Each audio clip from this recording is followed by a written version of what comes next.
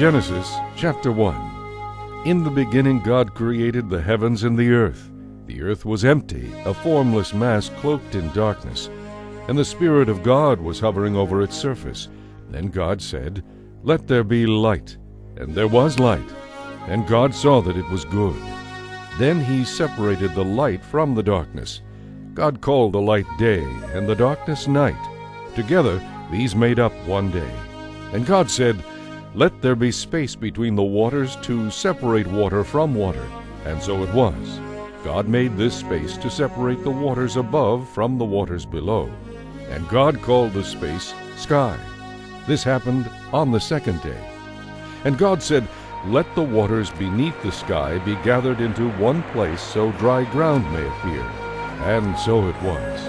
God named the dry ground land, and the waters seas. And God saw that it was good. Then God said, "Let the land burst forth with every sort of grass and seed-bearing plant. And let there be trees that grow seed-bearing fruit. The seeds will then produce the kinds of plants and trees from which they came." And so it was. The land was filled with seed-bearing plants and trees, and their seeds produced plants and trees of like kind. And God saw that it was good. This all happened on the third day. And God said, "Let bright lights appear in the sky to separate the day from the night. They will be signs to mark off the seasons, the days, and the years. Let their light shine down upon the earth." And so it was. For God made two great lights, the sun and the moon, to shine down upon the earth. The greater one, the sun, presides during the day. The lesser one, the moon, presides through the night. He also made the stars. God set these lights in the heavens to light the earth, to govern the day and the night, and to separate the light from the darkness. And God saw that it was good. This all happened on the fourth day.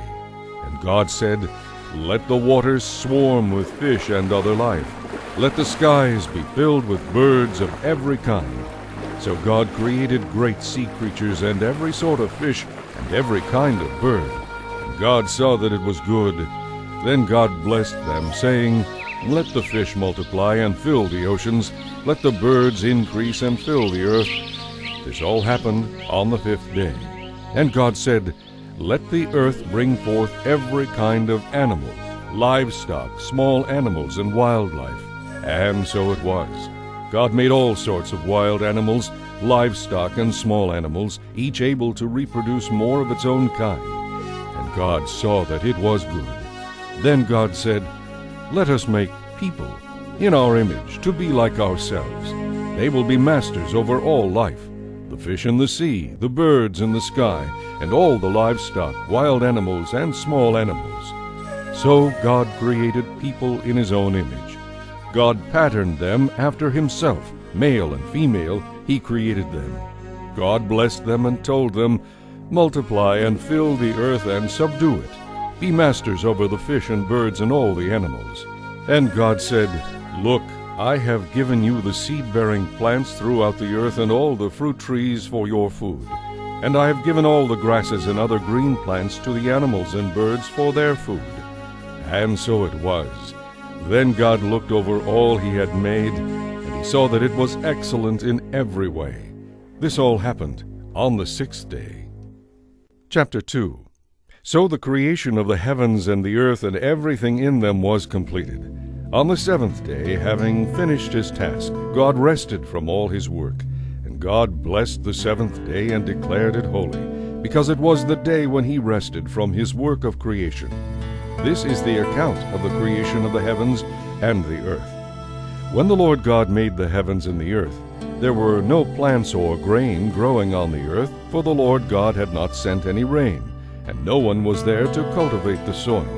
But water came up out of the ground, and watered all the land.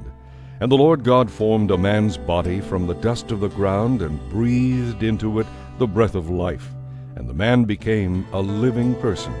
Then the Lord God planted a garden in Eden in the east, and there he placed the man he had created. And the Lord God planted all sorts of trees in the garden, beautiful trees that produced delicious fruit. At the center of the garden he placed the tree of life, and the tree of the knowledge of good and evil.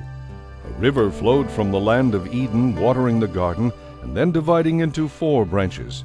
One of these branches is the Pishon, which flows around the entire land of Havilah, where gold is found. The gold of that land is exceptionally pure. Aromatic resin and onyx stone are also found there. The second branch is the Gihon, which flows around the entire land of Cush. The third branch is the Tigris, which flows to the east of Ashur. The fourth branch is the Euphrates.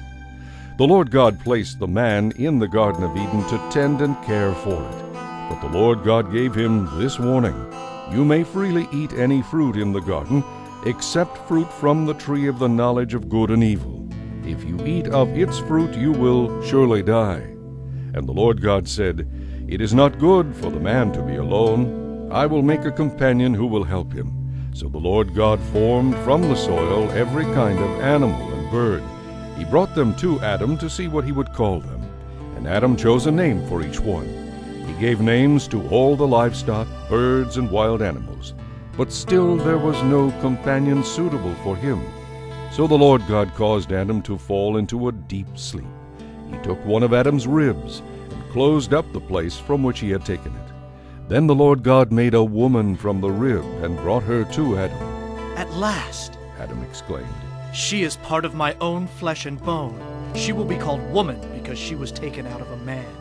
This explains why a man leaves his father and mother and is joined to his wife, and the two are united into one. Now, although Adam and his wife were both naked, neither of them felt any shame. Chapter 3. Now the serpent was the shrewdest of all the creatures the Lord had made. "Really?" He asked the woman. "Did God really say you must not eat any of the fruit in the garden?" Of course we may eat it. The woman told him. It's only the fruit from the tree at the center of the garden that we are not allowed to eat. God says we must not eat it or even touch it, or we will die. "You won't die." The serpent hissed. "God knows that your eyes will be opened when you eat it. You will become just like God, knowing everything, both good and evil." The woman was convinced. The fruit looked so fresh and delicious, and it would make her so wise.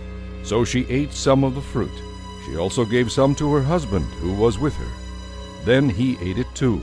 At that moment their eyes were opened, and they suddenly felt shame at their nakedness. So they strung fig leaves together around their hips to cover themselves.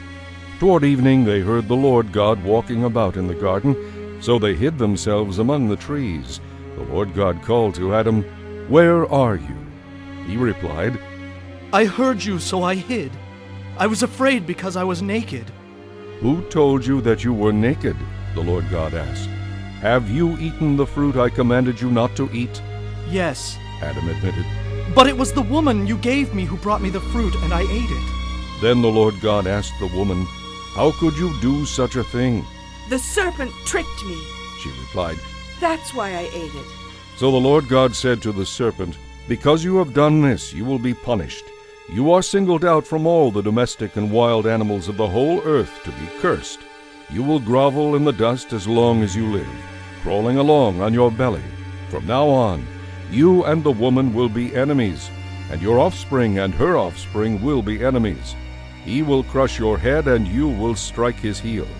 Then he said to the woman, "You will bear children with intense pain and suffering, and though your desire will be for your husband, he will be your master." And to Adam he said, "Because you listened to your wife and ate the fruit I told you not to eat, I have placed a curse on the ground. All your life you will struggle to scratch a living from it. It will grow thorns and thistles for you, though you will eat of its grains. All your life you will sweat to produce food until your dying day. Then you will return to the ground from which you came, for you were made from dust, and to the dust you will return." Then Adam named his wife Eve, because she would be the mother of all people everywhere. And the Lord God made clothing from animal skins for Adam and his wife. Then the Lord God said, "The people have become as we are, knowing everything, both good and evil. What if they eat the fruit of the tree of life? Then they will live forever." So the Lord God banished Adam and his wife from the Garden of Eden, and he sent Adam out to cultivate the ground from which he had been made. After banishing them from the garden, the Lord God stationed mighty angelic beings to the east of Eden, and a flaming sword flashed back and forth, guarding the way to the tree of life.